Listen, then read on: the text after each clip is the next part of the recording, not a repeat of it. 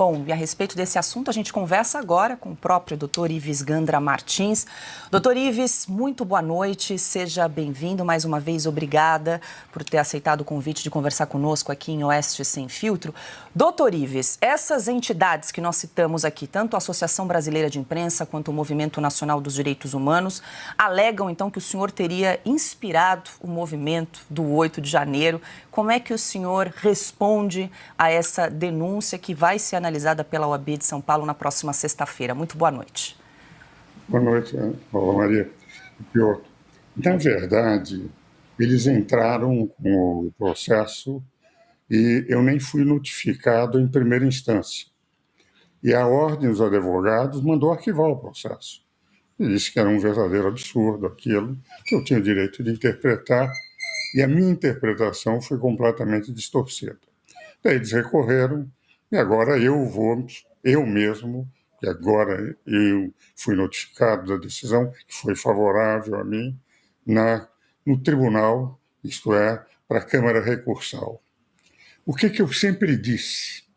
Eu e Celso comentamos a Constituição em 15 volumes, 10 mil páginas, todos os artigos da Constituição, de 1988 a 98. 142, quem interpretou fui eu. Lá está escrito garantir, não romper, está escrito garantir. Em todos os meus escritos, mostrava que a função das Forças Armadas, quando chamada, seria para garantir a lei e a ordem, jamais para romper. E é interessante, algo que não tem sido apresentado nunca pela imprensa. Como é que surgiu o artigo 142? Quando eu e o Celso comentamos, eu passei 20 meses em contato com os constituintes para esse processo. O relator da Constituinte já me mandou uma carta mostrando que a minha interpretação era absolutamente correta. O que ocorreu?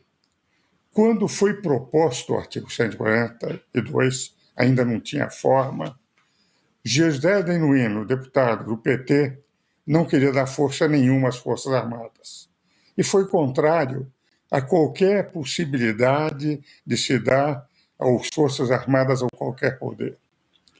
E foi Fernando Henrique quem equacionou o problema de um mal-estar que estava sendo criado, redigindo essa tríplice função das Forças Armadas: defender a pátria, defender as instituições e, por solicitação de qualquer dos poderes, a lei e a ordem. O que vale dizer, garantir a lei e a ordem só por solicitação de poderes, jamais para romper.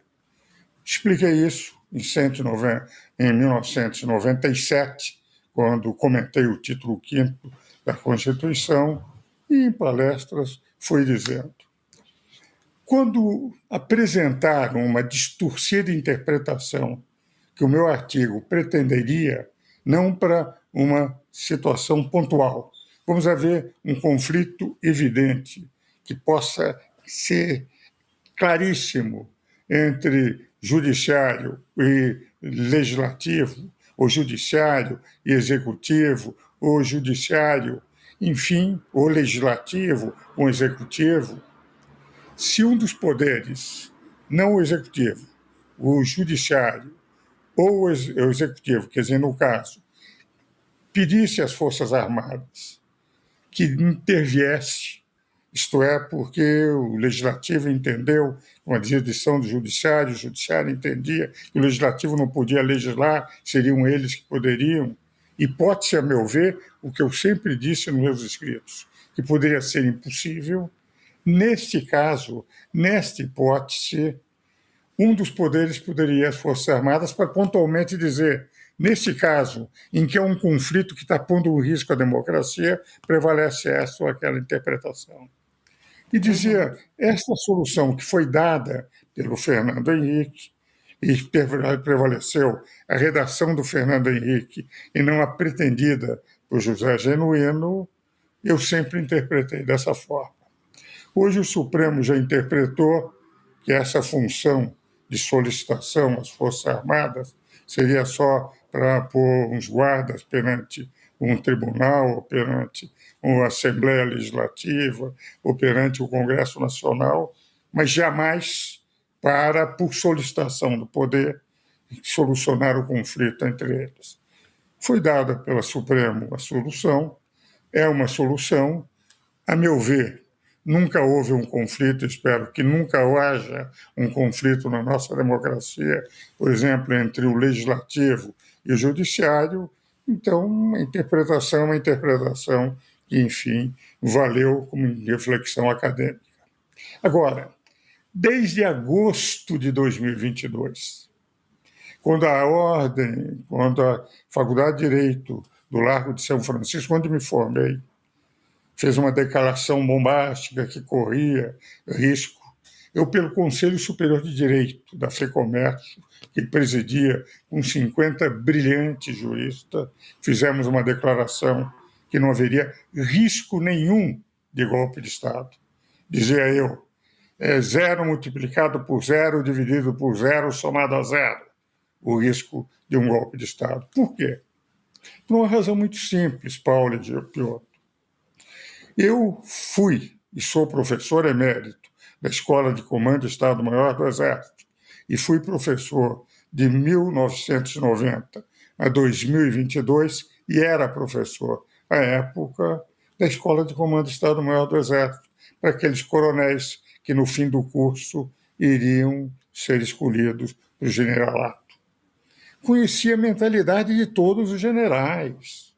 Então, eu disse, na manifestação de agosto do Conselho Superior de Direito, que o risco era nenhum. Convocado para o Congresso Nacional, no Senado, disse a mesma coisa. Quando Lula foi eleito, disse a mesma coisa num artigo para o Conjur. O que vale dizer, todas as minhas manifestações, a partir de agosto, até, inclusive, depois de 8 de janeiro, e através de um artigo que escrevi para a Folha, eram de que nunca houve risco, porque sem Forças Armadas não há possibilidade de um golpe de Estado.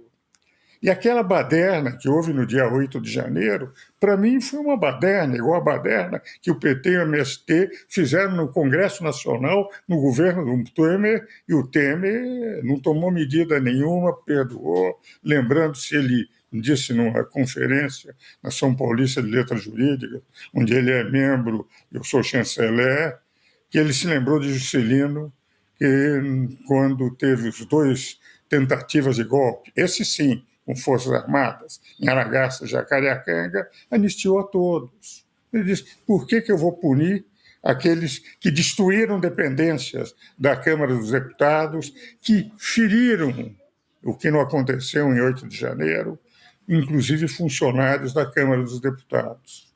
Eu entendi que foi uma baderna que poderia ser punida, mas sem armas, em que país do mundo, em que local nós podemos encontrar um golpe de Estado de pessoas desarmadas?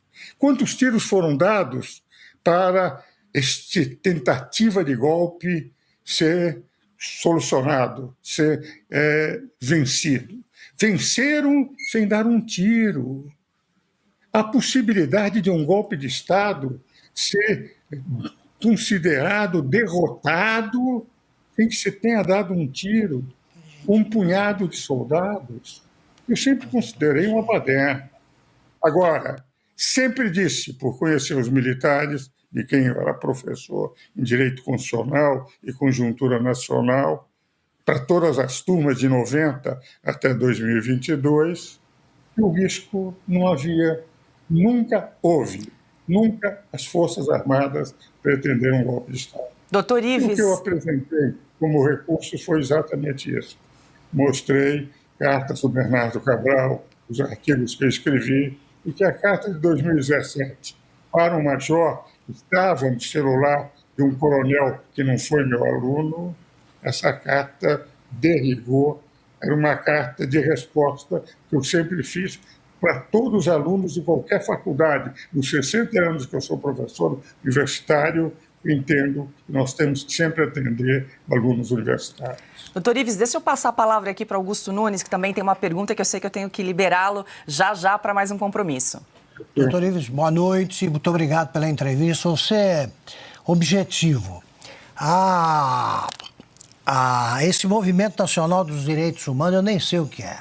Mas a ABI eu conheço. A ABI, com exceção do período aí que foi comandada pelo Barbosa Lima Sobrinho, sempre dependeu do governo. E essa diretoria atual também. O governo é que construiu o prédio, o governo dava mesadas, etc. O senhor tem algum respeito pela ABI?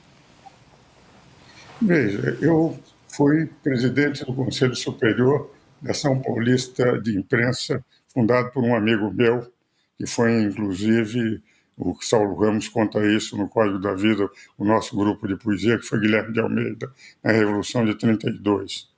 E, enfim, conheci, inclusive teve um debate em 1982, 83, com Barbosa Sobrinho, Pertence, eu e o Carlos Lessa, os quatro, estávamos num painel analisando problemas de reforma para o país, na época da redemocratização, mas eu, enfim, não tenho contato maior com a ABI, mas, enfim, também não vejo uma instituição que tem uma presença constante na imprensa. Do Barbosa Sobrinho eu o conhecia, depois não me lembro de nenhum outro dirigente, razão pela qual é difícil falar sobre uma instituição praticamente secreta, que, enfim, sendo apesar da Ação Brasileira de Imprensa, pouco aparece na imprensa. Doutor Ives, deixa eu chamar aqui a Ana Paula Henkel também para uma última pergunta e aí eu libero o senhor em seguida. Ana, muito boa noite. Boa noite, queridos parceiros da Oeste. Muito boa noite, doutor Ives. Muito obrigada pela entrevista. Uma honra ter o senhor aqui. Doutor Ives, dentro desse contexto que o senhor mencionou sobre a bagunça, a baderna na Câmara, assim como foi o 8 de janeiro, uma bagunça, e toda bagunça, baderna, tem que ser punida, claro, sob a letra fria da lei, nem mais nem menos.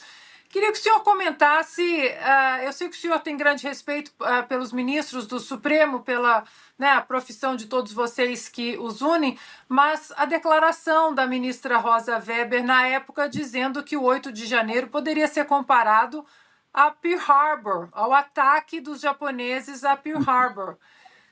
Acho que complica um pouco, doutor Ives, porque nós precisamos colocar a lei em xeque, não em xeque, mas a lei, que todos paguem a letra fria da lei, né?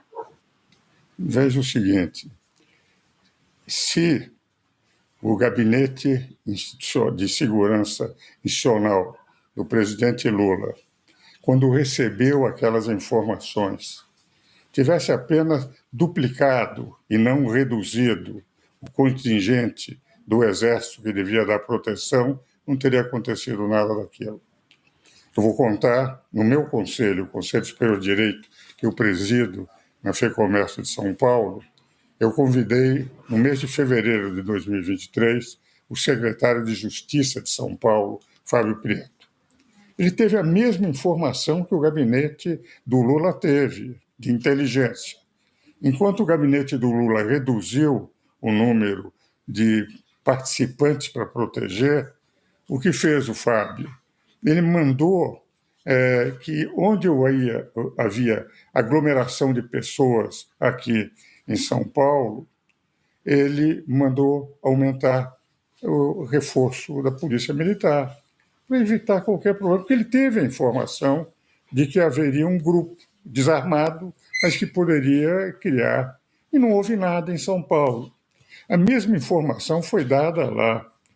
Aquilo que aconteceu lá, e é interessante que a Polícia Federal acaba de declarar, Paula, o seguinte, Ana Paula, que o Gabinete de Informação de Inteligência do governo Lula é responsável, um grande responsável, pelo que aconteceu no dia 8 de janeiro. Os jornais publicaram isso numa demonstração de que bastariam eles ter duplicado ou triplicado o número de soldados. Se tivesse 500 militares, 600 militares lá, é evidente que não aconteceria nada disso.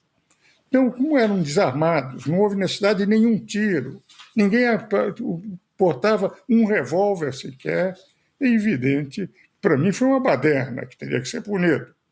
Mas comparar a Pearl Harbor, em que morreram milhares de pessoas, que navios foram afundados, que levou, inclusive, os Estados Unidos a entrar efetivamente na guerra. O Japão não esperava que iria entregar a declaração de guerra, mas entregou atrasado, depois de já ter feito Pearl Harbor, o que vale dizer, provocou a guerra e não mostrar uma ruptura, é o que conta a história.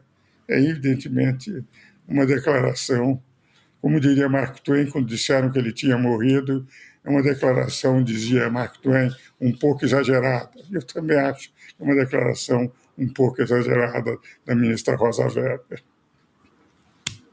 Martins, mais uma vez, muito obrigada por atender o pedido de conversar conosco nesta terça-feira. Uma boa noite para o senhor, bom trabalho e até uma próxima. De coração, um grande abraço a todos.